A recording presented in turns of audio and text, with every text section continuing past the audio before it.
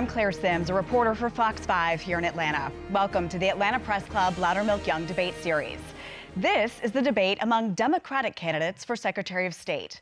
Let's meet the candidates for the debate. They are, in alphabetical order, Dee Dawkins-Haigler, a former state representative, entrepreneur, and international ambassador of goodwill. John Eaves, an educator and former chairman of Fulton County. Floyd Griffin, a veteran, former state senator, and former mayor of Milledgeville, Georgia. Nguyen, a Georgia House representative for District 89. And Michael Owens, a veteran and business owner. Now, let's meet our panelists. Stanley Dunlap covers government and politics for the Georgia Recorder, and Mark Nisi reports on elections and Georgia government for the Atlanta Journal-Constitution. For complete rules on today's debate, please visit the Atlanta Press Club website at atlantapressclub.org. To start the debate, each candidate will be asked one question by one of our panelists. Candidates have 60 seconds to answer each question. Stanley, you get the first question to Floyd Griffin. How you doing, Mr. Griffin? Hello, how are you? Clearly, elections have the attention not only here in Georgia, but across the nation. And Secretary of State, you would serve as the state's top election chief. What is the most troubling aspect of the new election law to you, and what could you realistically hope to accomplish in, dealing with that issue while also upholding what is law? Well, first of all, the election law is the law, and I have the responsibility to carry out that law. But what I'm going to do, I will audit this election that we are in to determine what needs to be done to try to make corrections. One of the other things I would do is go around the state and have a listening session within the first 90, 180 days. That's part of my onboarding, and to find out what's the concerns of the citizens about elections. And then we will implement that plan, because I think it's very important for the citizens to determine what is wrong with the present law that's in place. All right, that's your time. Mark, it's your turn to ask a question to John Eaves. Sure. Mr. Eaves, you've talked about your experience as chairman of the Fulton County Commission. I'd like to hear of a specific policy, something that you would do if you were elected Secretary of State that's within your power if you were elected to that position. So thank you so much, Mark, for the question. So as you indicated, yes, I was chairman of Fulton County for 11 years and did a lot of great things, especially in the area of voting. Very proud of the fact that we actually increased voter participation during my watch as chairman of Fulton County. 350 precincts, $69 million budget, and so we did a good job. So as Secretary of State, I will specifically come up with standard operating procedures. Fulton County is very progressive in terms of the number of precincts that we had. That was great, but that's unacceptable in terms of some of the smaller counties that have a lot fewer precincts. So I will come up with more standardization, more consistency across the board. So standard operating procedures in terms of how each county on the local level can execute its elections in the most efficient and the most outreachive and inclusive way throughout the state of Georgia. Thank you. Stanley, your question for Dee Dawkins-Haigler. We've seen that a lot of people, whether you believe the election, the results are valid or not, a lot of people are questioning, their confidence in the election system. How, as Secretary of State, would you try to kind of bridge that gap and make people believe that the results are valid and fair? Mm-hmm. And thank you for that question. And so the Secretary of State has the job of making sure that they work with all 159 county boards of election to make sure that they can run the most efficient elections that they are. But let's be very clear. The big lie that's out there now that the election was not fair or that it was not true is just that, a big lie. We have had numerous recounts. We have dealt with millions of dollars being spent on a fallacious tale that led to the January 6th insurrection.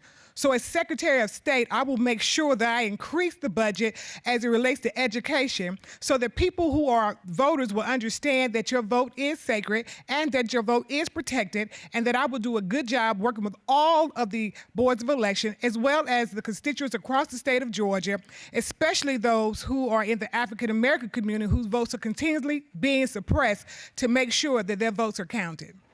Mark, you get the next question to Nguyen. Yes. Are you concerned about, or how concerned are you about cybersecurity threats to Georgia's voting system? There has been outside experts who have said that there is the potential possibility that they could, under the right circumstances, be hacked. And if you are concerned, what is the solution? Should we switch as a state to hand-marked paper ballots? Thank you for the question, Mark. In 2019, when we debated House Bill 316, every election expert and cybersecurity expert told us that hand-marked paper ballots with an audible trail is the most secure form of voting. And I support that, which is why I fought so hard for that system in 2019. That being said, the results of the 2020 election are still the same. We've done 3 recounts, we've done an audit, and Georgians delivered a win for the presidency. As Secretary of State, I would advocate to moving towards a hand-marked paper ballot system with an auditable trail where voters are able to discern who they are voting for, although I understand that would require the passage through the General Assembly, and I would fight to ensure that we have secure and safe elections in the state of Georgia. All right, Stanley, you get the final question in this round from Michael Owens. And I'll follow up with another question about cybersecurity, because that's one of the tenets of your campaign, is to resolve and fix what you consider as a great risk or threats to our system. What's the greatest risk, and what steps would you take to deal with that issue? Thank you for that. The greatest risk as it relates to cybersecurity to our election systems, is that we have people in office that don't understand the threats and challenges that we have when it comes to cybersecurity. We have seen threats from foreign actors such as China and Russia, and we now unfortunately have domestic terrorists that are at our backs trying to manipulate election systems. We have to ensure that we're doing everything we can to make sure our elections are free, fair, safe, and secure. As Secretary of State, that's what I look forward to doing. I understand the background. I was named one of the top 100 cybersecurity professionals in the world. I am one of those experts. I want to throw my life's work into being the next Secretary of State, because I do understand that everyone's vote has to matter, and more importantly, everyone has to have trust and faith in our election systems. That is the cornerstone of our democracy right now, not only from a Democratic perspective, but Republicans and everywhere on every side of the aisle has concerns about what's going on. I'm going to make sure I do everything I can, end to end, our entire election system, to ensure that all voters' information is safe and secure. Thank you. That concludes the first round of our debate. The candidates will now ask a question to an opponent of their choice. Each candidate will have 30 seconds to ask the question, 60 seconds to respond, and then the candidate who asks the question will have 30 seconds for a rebuttal. By random selection, Nguyen, you may ask the first question. Thank you so much. My question is for Senator Floyd, my friend. You served in the Georgia Senate, and I've served in the Georgia House, and I recognize and value the importance of how our legislative experience matters to this race with the Secretary of State, and understanding how to navigate 236 different personalities that are very strong. Can you share with us why you think your experience as a lawmaker has been important for you in this role? Wow, that's a great question. And I ask you all to visit my website, floydforgeorgia.com, and it will give you the background of me being not only in the Georgia legislature, but my entire career as a retired Army colonel serving in Vietnam and as the mayor of Millersville. So that those years I served in the legislature was absolutely what's needed as a Secretary of State to make changes as I move along on my vision to improve and make the Secretary of State the best Secretary of State operations in the country. Representative Nguyen, you get 30 seconds. Thank you, Senator, and thank you for your service in Vietnam. I have thanked you many times, and I will continue to let you know that I respect your service because you enabled my family to come here and help us restart so that I could start a nonprofit so that I could run for state legislature and have the opportunity to run for this office of Secretary of State. Thank you. Thank you. Michael Owens, you get the next question. Thank you. My question is to Dr. Eaves. Dr. Eaves, myself being the former chair of the Democratic Party in Cobb County, was successful and able to expanding access to the ballot for over 486,000 people. As a former chairman of the the Fulton County Commission, you have worked directly with the Board of Commissioners to ensure that our election systems are able to be funded. Can you explain to the voters how important it is to have a Board of Commissioners that is willing to fund the Board of Elections, the Board of Elections, to ensure that they are funded necessary to be able to carry out their mission to engage voters? Thank you, my friend. So as chairman of Fulton County, my responsibility was to work with 6 other commissioners and to build consensus and to hold the local election board accountable in terms of policy recommendations as well as budget proposals to fund the elections. As I pointed out many times on the campaign trail, we funded between $6 and $9 million a year. And so very proud of the fact that we were able to get consensus and unanimous votes, bipartisan, North and South Fulton, get 350 precincts across the state of Georgia, across Fulton County, as well as funding all the poll workers that are needed to watch each of these elections. So very, very proud of that record, and I plan to carry that mindset as our next Secretary of State in terms of doing all that I can to fund elections, support local election boards, work collaboratively with local board of commissions that are Democrats and Republicans, and I have a great track record of working in a bipartisan way. Your time and so is I'll up. bring that to the Mr. Secretary of Owens, State's it's office. time for your rebuttal. You get 30 seconds. Thank you, Dr. Eaves. I do think it's vitally important that we spend our tax dollars effectively and efficiently to ensure that we are enabling all of our Board of Elections across the state, all 159 of them, to be able to hold fair, free, and secure elections. Thank you for your work in the past for that. I look forward to your next Secretary of State to being able to engage more and have end-to-end solidarity with our boards of elections, ensure that we are empowering them and we have fair and free elections. Thank you. Dee Dawkins-Haigler, it's your turn to question one of your opponents. Thank you. And so this question goes to Representative B. Nguyen. So thank you for your time in the General Assembly. And I know it was a hard-fought session. So could you please tell me in 2021 and 2022, what could the General Assembly have done different that would have kept the Republicans from passing such archaic bills? You know, thank you, Representative Dawkins-Haigler, for that question. Serving in a polarizing climate in the General Assembly for the past 5 years, I've been at the forefront of battling against voter suppression bills, including Senate Bill 202. And in those times, we have stood up against a Republican-controlled House, a Republican-controlled Senate, and every single statewide office being held by Republicans.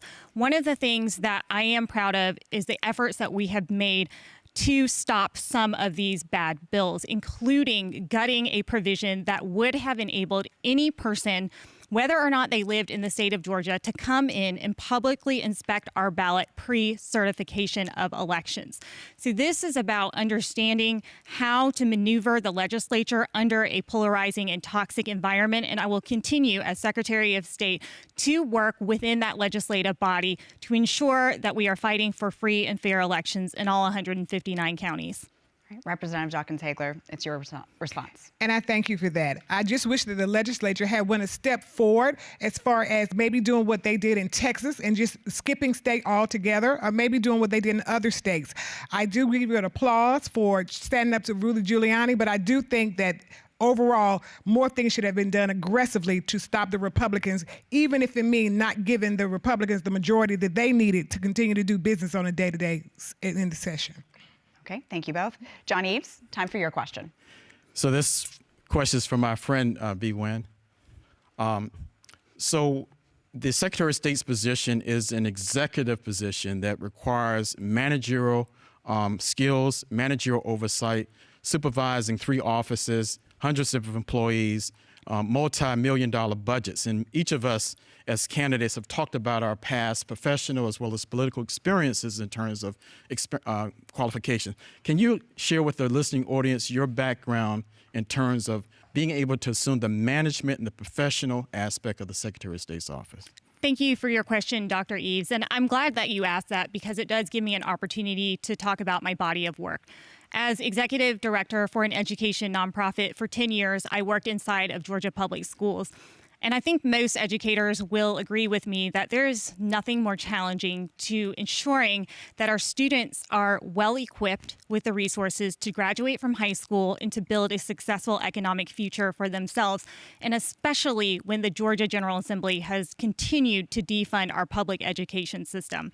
My 5 years as a state lawmaker is even more critically important as we're navigating an increasingly polarizing political environment. And even through that, I was able to extend protections for victims of dating violence. I was able to expand the footprint of affordable and secure housing in the city of Atlanta. And I was able to repeal the exact name voter registration policy, which impacted 50,000 Georgians in 2018. Okay, Mr. Eaves? Well, Representative Nguyen, thank you for your service, especially in the education area. I teach at Spelman College, so I value education. But the fact of the matter is my managerial experience is what's going to set me apart from my opponents in terms of my ability to be an effective Secretary of State. $1 million budgets, hundreds of employees, multiple sites, that requires skills. And that requires professional experiences. And this is a big job, and I'm prepared to do it as your next Secretary of State. Floyd Griffin, you get the final question in this round. Thank you very much. My question is also to B.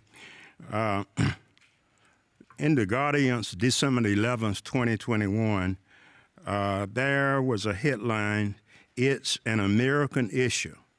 Can Georgia's candidate for Secretary of State save democracy?" I was surprised to see that, and I'm still surprised after reading it. So my question to you is that, do you think that you can save democracy in America by yourself? Thank you for your question, Senator. And I want to be clear, I did not write that headline. And I agree with you that protecting the future of democracy requires all hands on deck. And in the state of Georgia, we have been very lucky and fortunate to have a strong organizing infrastructure in all parts of the state. Through the last 5 years, I've been working alongside voting rights advocates to ensure that we are fighting back against the voter suppression that we're seeing here in Georgia. I also understand that while the Secretary of State's seat here in Georgia is not going to save our democracy, it is a critical safeguard. Right now, Republicans are running a national and coordinated campaign to attack Secretary of State seats, and including in Georgia. We know that this is about the 2024 election, that when it comes down at the end of the day, we've got to have somebody who's going to fight for free and fair elections and certify the results, because Georgia could be very well the state that decides the presidency in 2024. Mr. Griffin? Yes, but Dee, what I'd like to know, I know you probably didn't write that headline or the article, but when you saw it, did you make an effort to correct that you were going to be the person who saved democracy? Look, my father served in World War I to protect and defend. I served in Vietnam to protect and defend, and my son has served to protect and defend. And I don't think any one particular person can save democracy. Thank you.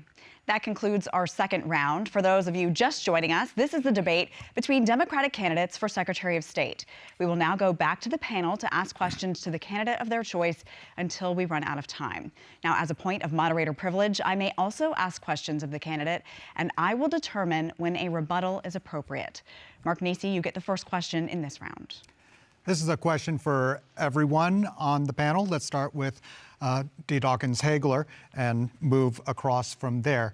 This question is a hypothetical. Pretend we're in 2024 and it's Trump versus Biden all over again. And let's say this time Trump narrowly wins Georgia, just as Biden did in 2020. Would you certify that election even if there are questions about potential fraud or absentee ballots not being counted or a large number of absentee ballot rejections? Even if you had doubts, would you still follow state law and certify the victory of Donald Trump? And thank you for that question. Absolutely. I cannot imagine President Biden or President Trump calling a Dee Dawkins-Haigler, because Dee Dawkins-Haigler is about integrity in the office. And even though my heart's desire would be for the Democrats to win, because we're the only ones with a solid plan, period, who are not trying to suppress the votes of millions of Georgia, in particular Black people who are now at 2 million registered voters, I will still follow the law, because this is not an opportunity to use the position for your favor or to sway an election one way or the other. This is about our very democracy. And sometimes elections do not come out the way that we want them to. So in the event that, God forbid, Trump was to win an election, I would just have to go ahead and bite the bullet and certify, because that's the right thing to do. That's what we should always do. Do the right thing by all citizens in this country, especially in the state of Georgia. And so I would hope that the citizens of Georgia have good enough sense not to vote for Donald Trump or any Republicans. But therefore, I'm still the Secretary of State, and I would certify the election. Mr. Eaves. Of course. I believe that the Secretary of State's office, the position, is the most non-political of all the statewide constitutional offices. As your Secretary of State, I'm going to make sure that all people have the right to vote. I will defend feverishly the elections process. I believe that Black people, white people, brown people, gay, straight, North, South, Democrat, Republicans, everyone should be able to vote, and I'm going to protect the elections process. In fact, I believe that Georgia can, despite our challenges, can be a model for democracy. I want to make sure that we, as an aspirational goal, I want us to be 100% voter registered as a state. I want to make sure that we have as many voting precincts as possible for anybody to be able to vote, and to push also absentee balloting. I want to work with college students to get them registered to vote. And finally, I want to work with ex-offenders to make sure that they are reintegrated into our society and vote and also participate in our democratic process. Mr. Griffin. Thank you, John, for answering that question and going beyond. The answer to the question is I definitely will follow the law. I spent 23 years in the military, in the Army, rising to the rank of colonel, serving at the Pentagon, and leading soldiers and civilians. I would never ask one of my soldiers or the civilians I led to violate the law, okay? And would not ask them to, and especially my soldiers, to carry out an unlawful order. So the answer is absolutely no. Floyd Griffin is not bought or bossed by anyone. Representative Nguyen. Thank you for the question. There's nothing more important than electing a Secretary of State who will certify the results of the election whether or not she likes them. And as Secretary of State, I would do exactly that and uphold the will of the people. We already have laws in place that allow candidates to contest an election, to allow audits, and to allow recounts. We also have the court system. And so as Secretary of State, I would absolutely certify the results of the election, whether or not I like those results. Mr. Owens. Thank you. I absolutely would certify the results, regardless of how they turned out, whether it's for Donald Trump or whether it was for someone else. I believe that the heart and soul of our democracy is based on trust. That is what I will work towards. What I will do is I will spend from the time I'm elected into office until that election in building a transparent, introducing more monitoring, and ensuring that at the end of the day, people have trust and faith in our elections is something that is dearly missing right now. As someone who spent my career ensuring that people have trust and faith in systems, I will bring all of my knowledge, expertise, and experience to ensuring that we don't have to have that call because people will have trust and faith in our elections. Thank you. Stanley Dunlap, it's your turn to ask a question. And my question is for all of the candidates as well, and we'll start this time with Mr. Owens and move down. But if you're elected, you may be a Democrat that's serving with a state election board that's majority Republican and a majority Republican state legislature. How would you kind of deal with that dynamic and those challenges in trying to accomplish what you would like to get done as Secretary of State. Thank you for that question. You know, I'm asked this often, and the thing I want to focus on is that the role of Secretary of State was mentioned earlier is a constitutional office, an executive role. It is not a legislative position, which means I do not have the power to vote yes or no on any bill that may come up in the legislature. What we should focus on is for the next Secretary of State is ensuring that they have the skills, the executive experience, able to formulate a strategy, be able to be laser focused on what needs to be done, which is getting results for the voters of Georgia. I want to make sure that we focus on things that do not require legislation or litigation, because what we have to do is be ready day one. I have a solid plan in place so we can stop specific things that are stopping people from showing up at the polls, to make sure we're more efficient and make sure we go through at the end of the day, not get caught up in all the arguing and bickering. I'm an engineer. I want to focus on solutions like shortening lines, ensuring that we have handicapped and elderly people getting to the front of the lines, and ensuring that we don't have machines that are down on election day. Thank you. Representative Nguyen. Thank you for the question, Stanley. I've been a Democratic lawmaker for the past 5 years in a Republican-controlled House, and even through that, I have been able to make changes and to make progress, including repealing the exact name match voter registration policy that impacted 50,000 Georgians in 2018. That being said, it is critical that the Secretary of State is able to work with the legislature to ensure that a legislative agenda is moved forward. We have to work with the legislative body, we have to use litigation, and we have to come up with solutions that don't involve either. That means investing in all local election boards, all 159, to ensure free, fair, and efficient elections. That means investing in voter education and outreach, investing in language access, and building a division that solely focuses on mitigating election disinformation, threats to our election system, and foreign interference with our election. Will you repeat the question, please? The question was, how would you deal as a Democrat, elected Democrat, with a potentially majority Republican legislature and state election board that would be majority Republican in trying to accomplish your goals as Secretary of State? I thought that was the question. I'm going to try to answer it. First of all, what I'm going to do is communicate with the governor, the Speaker of the House, and the Lieutenant Governor, the President of the Senate, to attempt to get the Secretary of State back on the board as a voting member. The Secretary of State is the elected official and should be on the board. I've served on 3 college boards and a national board, the National Center for Missing and Exploited Children. I know how boards operate. The second thing I will do is that one of my deputies, one of the responsibility is going to be my liaison to the legislature and the congressional delegation, we can build that type of trust and responsibilities to get legislation passed that we may submit to the legislature to act on. Thank you, Mr. Griffin. Mr. Eaves. So I got 3 problems with that board. The former chairman of Fulton County Board convened hundreds of meetings. First problem is that board is too partisan. Last time I checked, 3 Republican appointees, 1 Democrat. So it's not near any parity.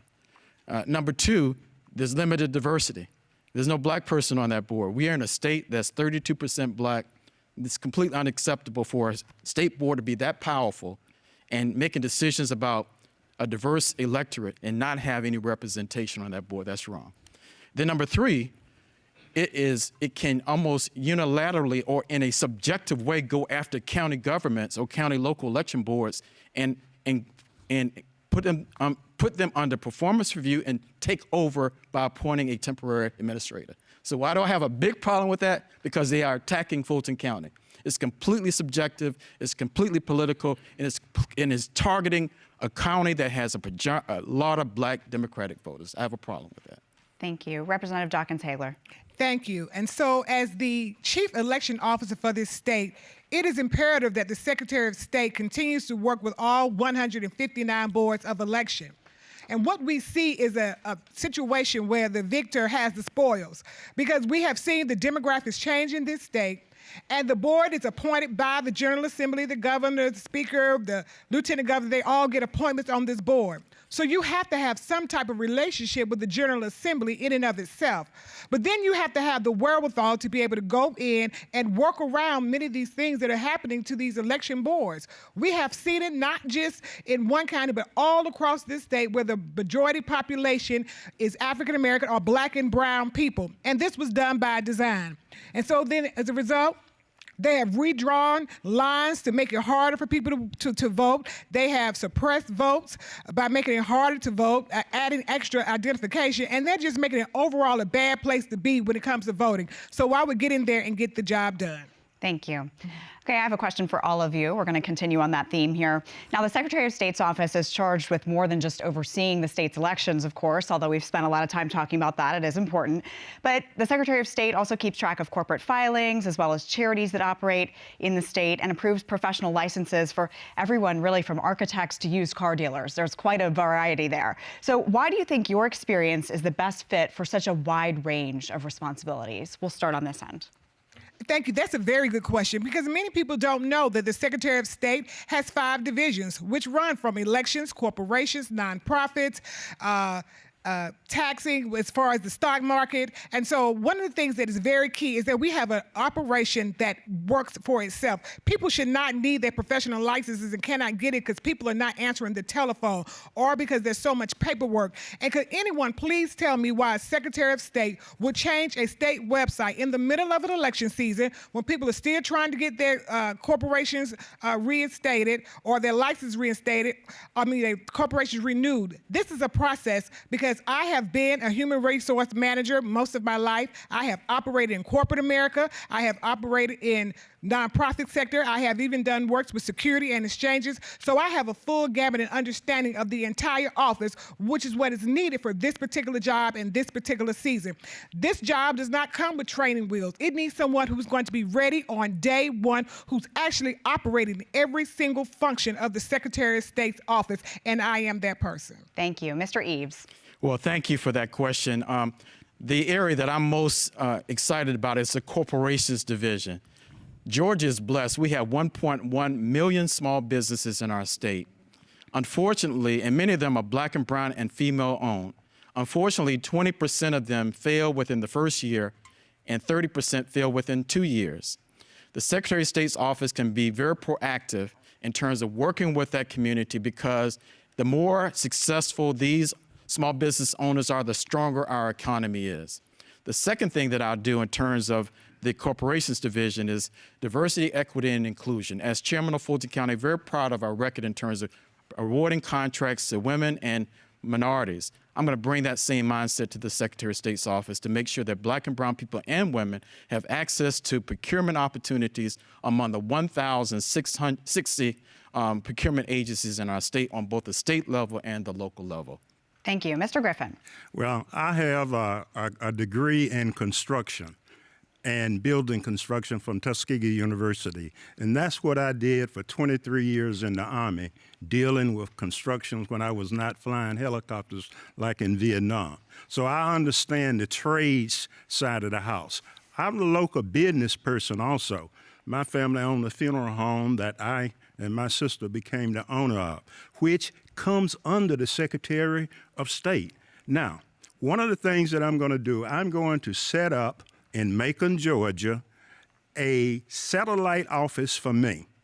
So I'll spend several days a month there for 2 things. One, anyone want to come and make an appointment to see me and won't have to drive all the way up here to Atlanta. And number 2, to be right there with the licensing division where I can keep an eye on what they are doing to make improvements that I know needs to be done based on my research. That's your time. Ms. Nguyen. Thank you. We know the scope of the Secretary of State's office is wide. And I remember in 2009 when I started a nonprofit business, I was a small business owner and a woman who had to overcome the challenges of what it's like to sustain a business with little capital. And so I understand also as a lawmaker, because we have passed legislation to address licensure, which is a bipartisan issue, and there's consensus we should do more. such as license reciprocity and expanding the ability for people to enter into the workforce without barriers. But I do want to be very clear here. The reason why we talk about elections so much, the reason why this has been the center of this race is because Republicans are trying to overtake this office for elections, not for the corporations division, not for the licensure division, and certainly not for the charities division. So as Secretary of State, I would ensure that we're running all of these divisions, but there's nothing more urgent than ensuring the elections division is functioning. Thank you. Mr. Owens. I do think it's vitally important that we have a Secretary of State who understands all the facets of the Secretary of State's office. I started my own business when I was still in my 20s, grew it to a large computer consulting firm. I'm the only person in this race who's actually served as a Fortune 500 executive, making the hard decisions, ensuring that we are employing people across the state. In 2018, I was lucky enough to participate in Leadership Georgia. It gave me a fantastic opportunity to experience the true need of employment across this state, from the coastal Georgia all the way to the mountains, understanding the importance of how we use aspects of large businesses and small businesses to ensure that we're there for the people of Georgia. I also want to take this time to talk about how important the economic side of the Secretary of State's office is and can be to our veterans and military families across this state. I'm a third-generation military veteran, and I can't tell you how important it is to make sure that we're going to be there for our veterans. We're going to ensure that they can get licensed, they can continue to do their military career jobs day one when they come out without undue burden or rest. Thank you. Mark, we're going to go back to you for our next question. After the 2020 election, the Georgia General Assembly passed a very broad new elections law that limited absentee ballot drop boxes, put in photo ID requirements for voting absentee. It also allowed the state to take over troubled county election boards and many other things. And Georgia immediately got sued in numerous federal lawsuits trying to overturn various parts of this law. Those cases are pending. If you're Secretary of State, you'll suddenly be the defendant in those cases. Would you continue to defend a law that you don't agree with? Let's start with Mr. Griffin and move to his left. No.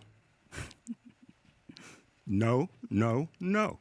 I'm not going to do anything that I do not believe in and the law that is in place. The legislation that was passed in 2002, all of it should be appealed, okay? That bill, now the law, disenfranchised and suppressed the votes of African Americans in this state. And everything that's going on with that deals with black people, African Americans in this state, because the Republicans can see on the wall what happened in the extent of getting the president, the vice president, and our two senators elected, and they want to turn that around. Let's go to Representative Nguyen.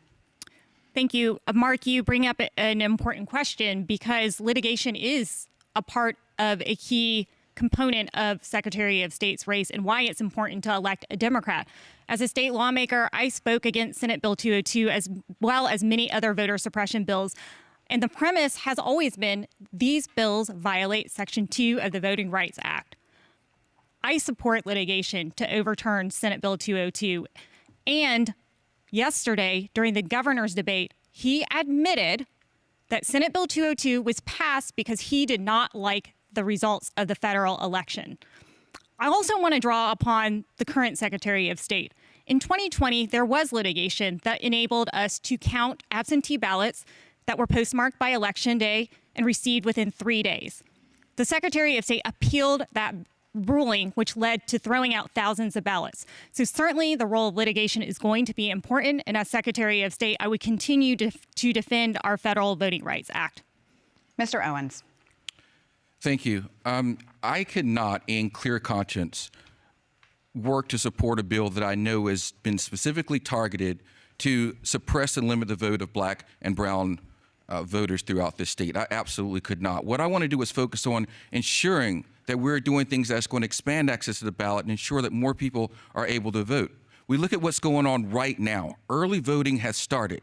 and the Secretary of State's website is down when it comes to absentee request ballots. That's absurd, it's inexcusable, and another opportunity to find ways to limit people's access to the ballot. As Secretary of State, I want to make sure that we're doing everything we can, and I will start with that. Doing the things that I can do as Secretary of State to ensure, without a doubt, that we are ensuring that every single voter has access to the ballot. And that's what I'm going to do as Secretary of State. Thank you. Representative Dawkins-Haigler. Thank you. And so my work spans over 25 years of voting rights. And so it would be contrary to my very beliefs to uphold those lawsuits. As a matter of fact, the organizations that I'm a part of, including the African Methodist Episcopal Church and Delta Sigma Theta Sorority, we are all part of those lawsuits. And do you know why? Because we don't just stand up when it's convenient or have talking points that we read off of, but this is the very experience that we live. And so one of the things that I would also work to do is not just throw out any of those law cases. I would make sure that we elect an attorney general who would not try to prosecute, who would try to uphold it, as well as flipping the General Assembly seats for people who have a good conscience and a good mind for all of the voters of Georgia. Because the Secretary of State should make it easy and accessible for everyone to cast their vote. Yet what they've done here in Georgia is unconscionable. So no, I would absolutely not continue with the lawsuit, in which I'm probably privy to half the lawsuits in the first place, because we're litigants against the state of Georgia. Thank you. Chairman Eaves. Yeah, this is an easy one. One of the litigants is the U.S. Justice Department, and they specifically cited that they oppose this law because it was disenfranchising black voters. I'm a product of the American South, and we have made great progress in the South, but there's still a ways to go. Georgia can be a model of diversity, but this law is specifically designed to minimize black political involvement, engagement, representation across the state of Georgia. And so I could not in any conscience support that. I do believe that we can still be a model for the nation. Our diversity is our strength, and we should be doing all that we can to increase voter registration, voter participation, and elected office representation of all the tapestry of our state. And so I would not defend a law that is inherently against my ancestors and myself and my family and many others. I will be pushing for more inclusion as Secretary of State of Georgia. Thank you all. Stanley. And a question for everyone, and we'll start with Dawkins-Haigler and then move down on this end. But we've seen the state now undergoing a review of Fulton County's elections, and what the result of that report could end up potentially the state taking over the elections process there.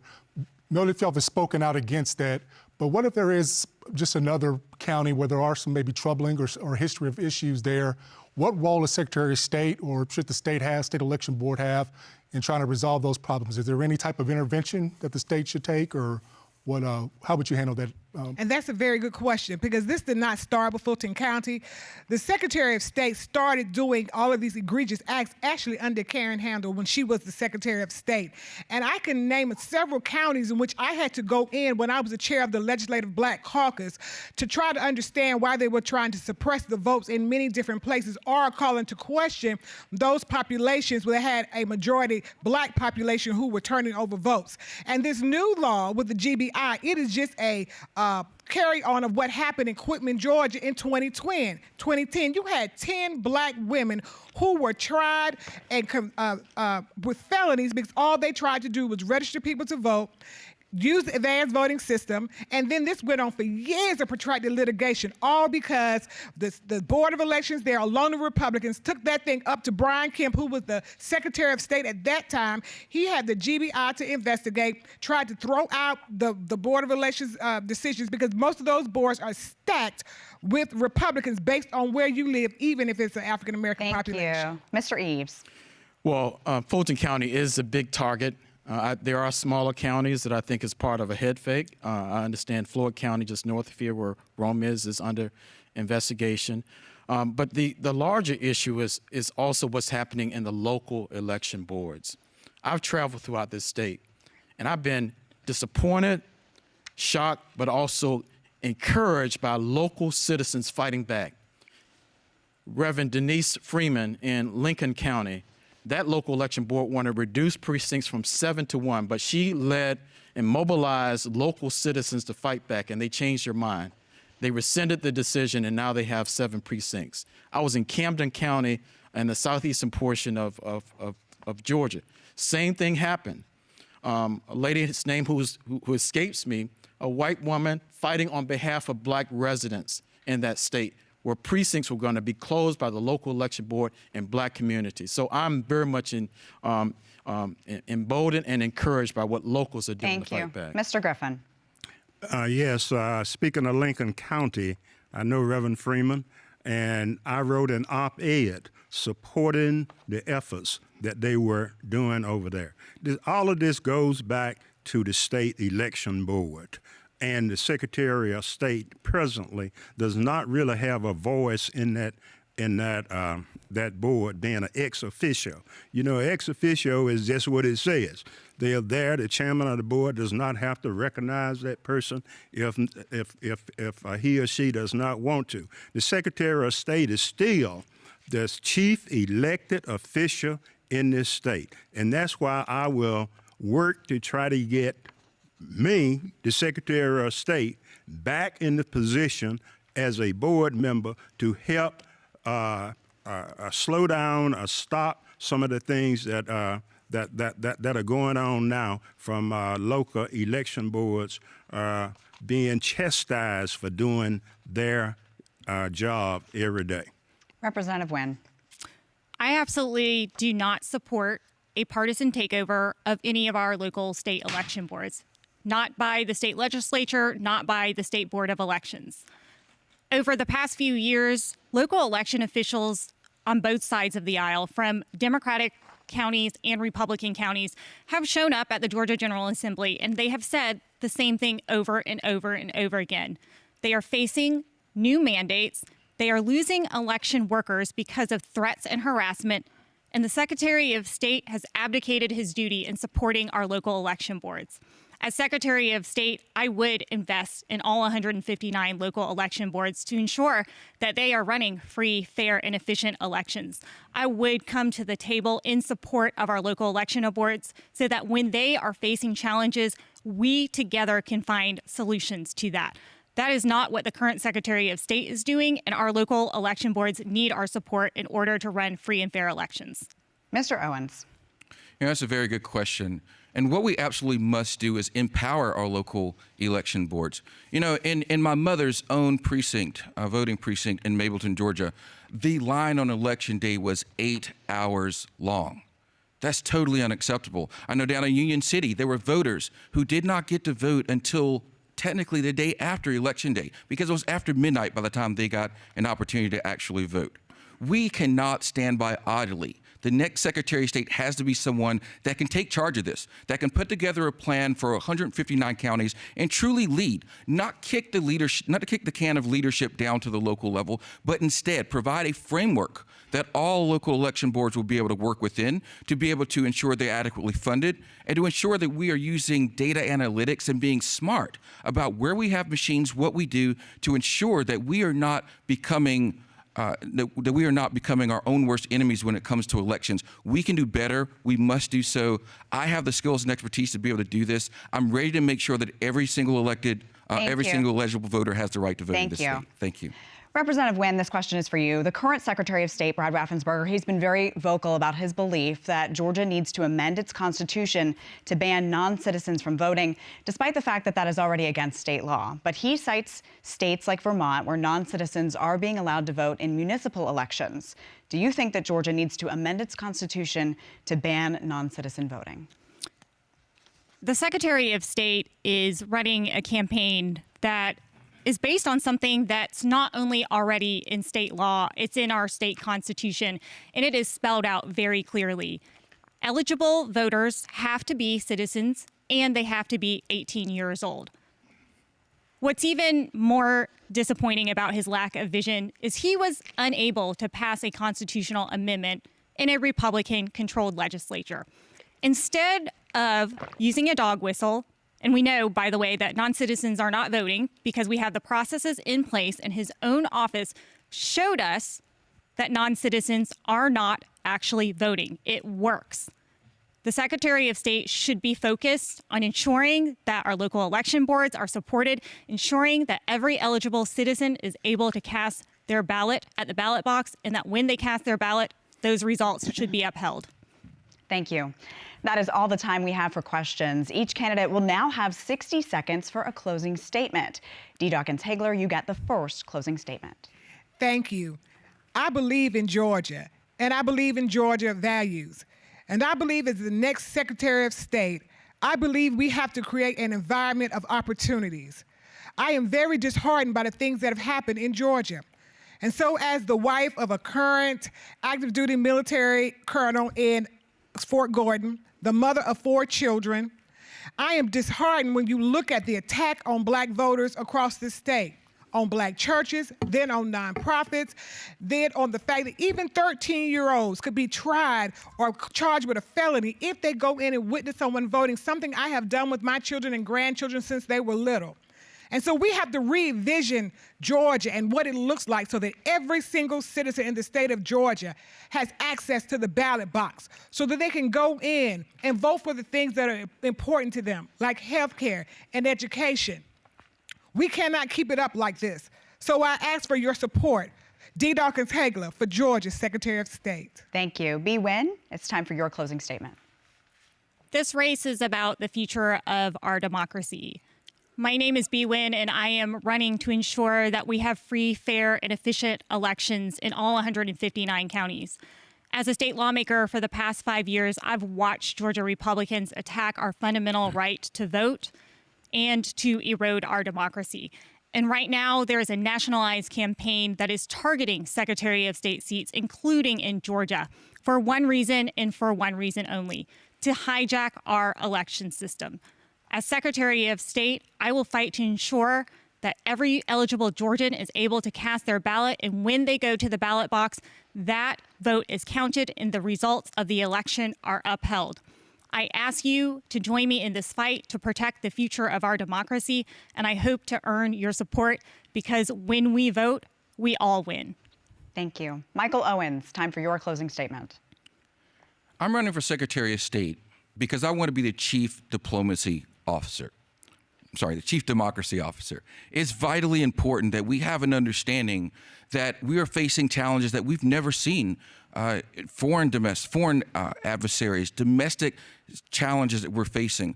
We have election systems that people continue to have concerns in. And most importantly, we have threats that directly relate to people being able to vote. We have chaos running amok right now, and it's important that we have a Secretary of State that will have the full aspect of the understanding of what it's going to take for this elections to turn around.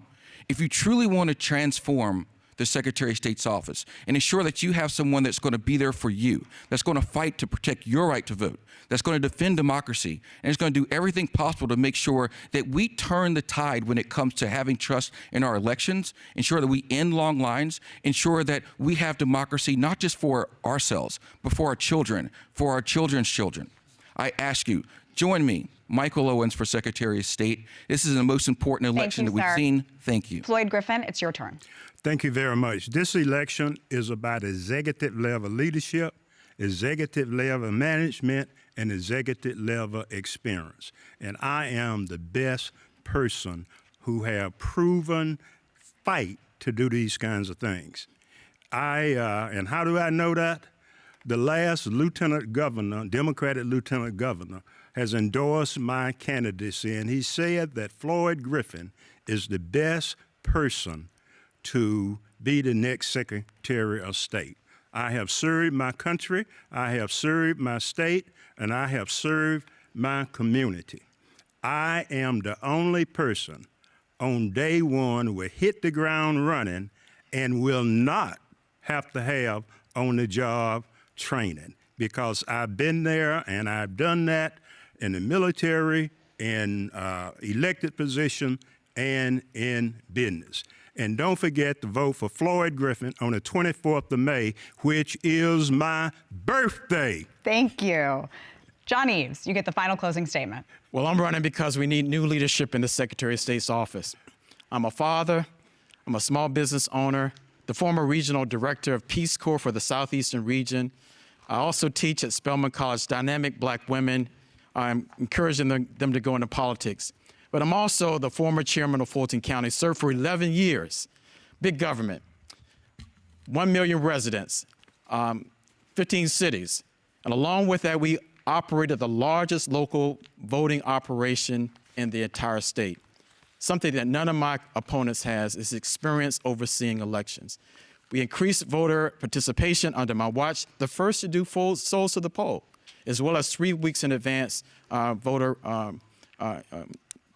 registration and voting. And then along with that, we increased jobs. And lastly, let's seize the historical moment. Let's make history. Make me the first Black person elected as Secretary of State in Georgia's history, and the first since Reconstruction in the Southeast. John Eaves, I ask for your vote. Thank you. Thank you all. That concludes our debate. We'd like to remind voters that Election Day is on Tuesday, May 24th, and early voting is already underway. Our thanks to all of our candidates and to our panel of journalists.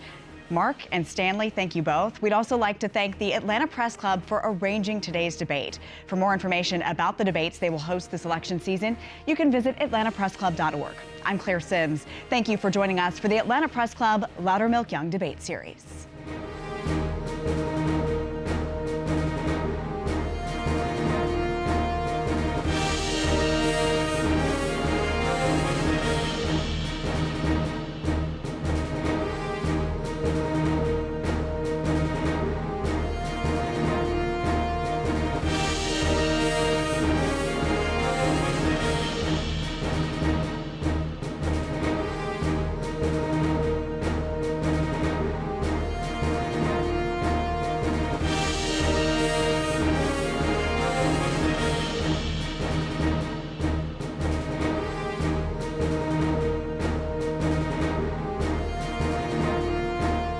Georgia Public Broadcasting is proud to partner with the Atlanta Press Club to present its annual political debate series. Visit gpb.org for a complete broadcast and live stream schedule.